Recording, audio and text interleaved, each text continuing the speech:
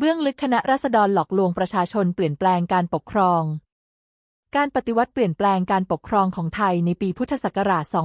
2475 โดยคณะราษฎรนั้นมีเบื้องหลังเป็นการก่อการของคนเพียงแค่ไม่กี่คนเท่านั้นโดยประชาชนถูกหลอกลวงแทบไม่มีใครรู้ความจริงไม่ทราบวัตถุประสงค์ที่แท้จริงจึงจะเผยประวัติศาสตร์สำคัญของชาติไทยพุทธศักราช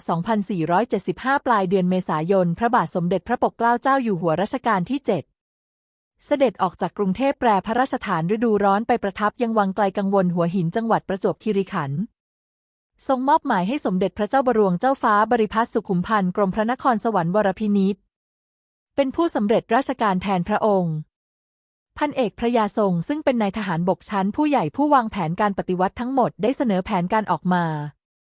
ทางพันตรีหลวงพิบูลแปลกซึ่งถือเป็นนายทหารชั้นผู้น้อยกว่าได้สอบถามว่าหากแผนการดังกล่าวไม่สำเร็จจะมีแผนสำรองประการใดหรือไม่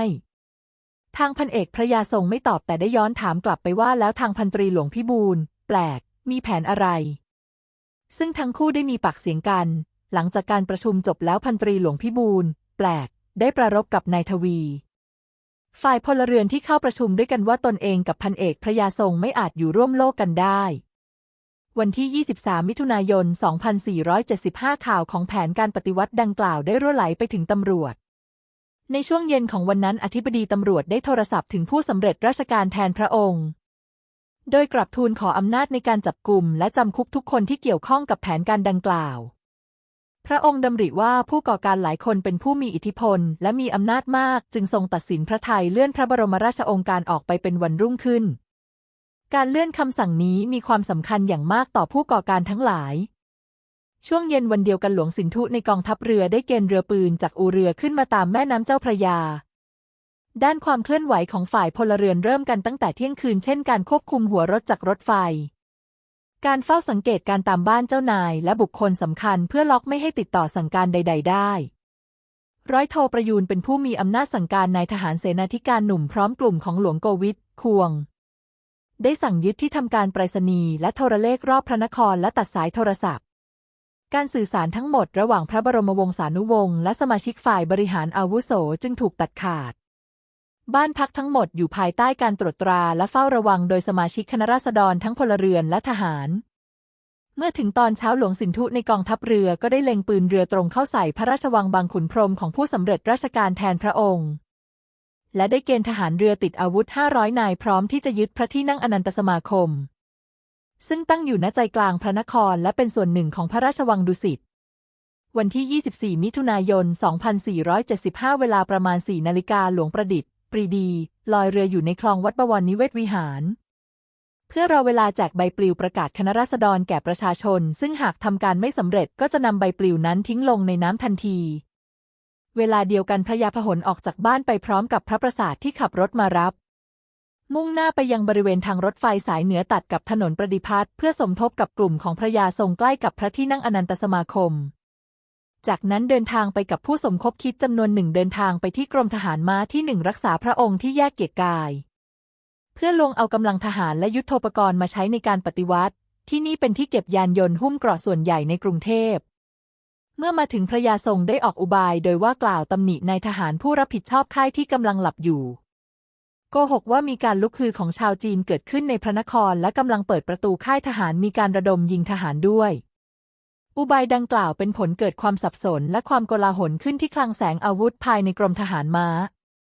พระยาพหลเป็นผู้ใช้ครีมตัดเหล็กที่ทางพระปราสาทได้จัดหาไว้ก่อนหน้านั้นตัดโซ่ที่คล้องประตูคลังแสงเพื่องัดเอานำอาวุธปืนและหีบกระสุนออกมา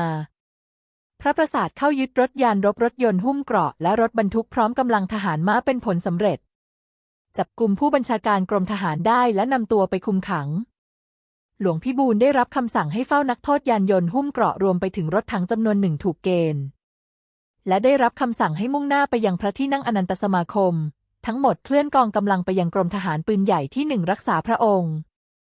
มีพันเอกพระยาฤทธิ์เป็นผู้บังคับการกรมซึ่งเตรียมการจัดกำลังทหารและอาวุธรออยู่ก่อนแล้วเมื่อกองกำลังจากกรมทหารม้าเดินเท้ามาถึงกรมทหารปืนใหญ่พระยาทรงออกคำสั่งให้ทหารจากกรมทหารม้าขึ้นรถบรรทุกของกรมทหารปืนใหญ่ซึ่งจอดรออยู่แล้วโดยพลัน กองกำลังผสมของผู้ก่อการประกอบด้วยทหารม้าทหารปืนใหญ่ที่มีทั้งกำลังทหารและอาวุธยุทโธปกรณ์หนักเบามุ่งหน้าสู่ลานพระบรมรูปทรงม้าขณะผ่านกองพันทหารช่างพระยาพหลเพียงแค่ตะโกนเรียกและกวักมือ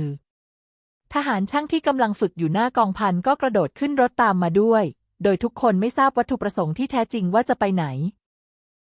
ขบวนทหารของกองกำลังของคณะผู้ก่อการนำขบวนด้วยไอแอดรถถังขนาดเล็กจากกรมทหารม้าตามด้วยรถบรรทุกทหารและอาวุธยุทโธปกรณ์ปิดท้ายด้วยกองพันทหารช่างใช้เส้นทางผ่านสะพานแดงถนนพระราม5เลี้ยวหน้าวัดเบญจมาบพิตรเข้าถนนศรีอยุธยามุ่งหน้าลานพระบรมรูปทรงม้าทหารในพื้นที่ใกล้เคียงกรุงเทพได้เข้าร่วมกับผู้ก่อการด้วย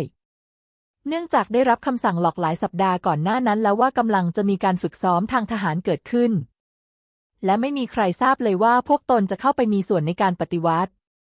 ทหารหน่วยอื่นที่จงรักภักดีต่อพระมหากษัตริย์ตัดสินใจที่จะไม่มีปฏิกิริยาตอบโต้ใดๆโดยการเก็บตัวอยู่ในกรมกองทหารราบและทหารม้าเดินทางมาถึงลานพระราชวังดุสิตหน้าพระที่นั่งอนันตสมาคมเวลาราว6 นาฬิกามีกลุ่มประชาชนเนืองแน่นเฝ้าดูทหารที่มาชุมนุมที่ลานพระบรมรูปทรงม้าความสับสนเกิดขึ้นท่ามกลางผู้ที่มาชุมนุมนั้นหลายคนไม่เชื่อว่ามีการลุกฮือของชาวจีนเกิดขึ้นจริงบ้างก็ว่าทหารมาชุมนุมที่จตุรัสนี้เพื่อการฝึกซ้อมเท่านั้นไม่มีใครรู้ความจริงเลยสักคนที่ลานพระบรมรูปทรงม้ากองพันพาหนะทหารเรือนำโดยนาวาตรีหลวงสินธุนอกจากนี้ยังมีกำลังจากนักเรียนโรงเรียนในร้อยทหารบกโดยนายพันโทพระเหี้ยมผู้บังคับการโรงเรียนในร้อยทหารบกกำกับมา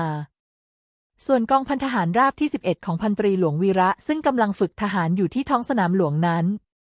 ก็ถูกหลอกให้ตามพระประสาทมาภายหลังกองกำลังของคณะผู้ก่อการมาชุมนุมพร้อมกันที่ลานพระบรมรูปทรงม้ามีกำลังทหารและอาวุธพร้อมรบเป็นที่เรียบร้อย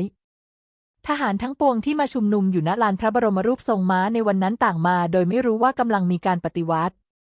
เพื่อยึดอำนาจการปกครองจากพระราชาของตนเองและกำลังทรยศต่อคำสัตย์ปฏิญาณตนเวลาราว7 นาฬิกาพันเอกพระยาพหลจึงได้แสดงตนเป็นหัวหน้าผู้ก่อการคณะผู้เปลี่ยนแปลงการปกครองปีนขึ้นไปบนรถหุ้มเกราะคันหนึ่ง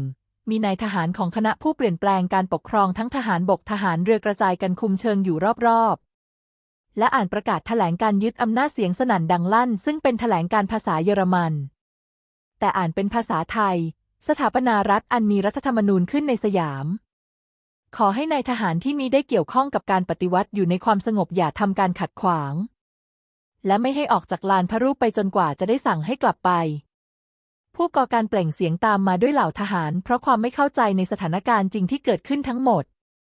จึงคล้อยตามในที่สุดเมื่อได้อ่านคำประกาศสุดสิ้นแล้วก็ได้เปล่งเสียงชัยโยกึกก้องแล้วก็นำขบวนเข้างัดพระทวารด้านหน้าของพระที่นั่งอนันตสมาคมหมุดคณะราษฎรยังฝังอยู่บนลานพระบรมรูปทรงม้าฝั่งสนามเสือป่ามาจนถึงปัจจุบันช่วงเช้านั้นเองรถทั้ง2 คันวิ่งเข้ามาปิดประตูทางเข้าออก2 ประตูของโรงเรียนสวนกุหลาบปืนรถถังหันเข้าสู่โรงเรียนทำให้นักเรียนหนีไม่ได้เพราะมีแค่2 ประตูทหารเข้าไปกวาดต้อนนักเรียนเข้าหอประชุมควบคุมตัวไว้เพราะในหมู่นักเรียนมีลูกหลานเชื้อพระวงศ์ข้าราชการจะเรียกว่าจับเด็กเรียกค่าไถ่คงไม่ผิดนักสรุปการปฏิวัติเปลี่ยนแปลงการปกครองในวันนั้นทำตามความต้องการของคณะราษฎรแค่100 กว่าคนเท่านั้นทหารส่วนใหญ่ไม่ได้เต็มใจและไม่รู้เรื่องความจริงพวกเขาล้วนถูกหลอกให้มารวมกัน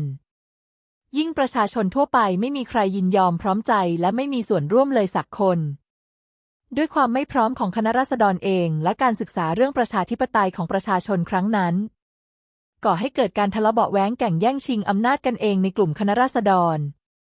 ยึดเอาอำนาจพระมหากษัตริย์และสิทธิเสรีภาพประชาชนไปอยู่ในมือนักการเมือง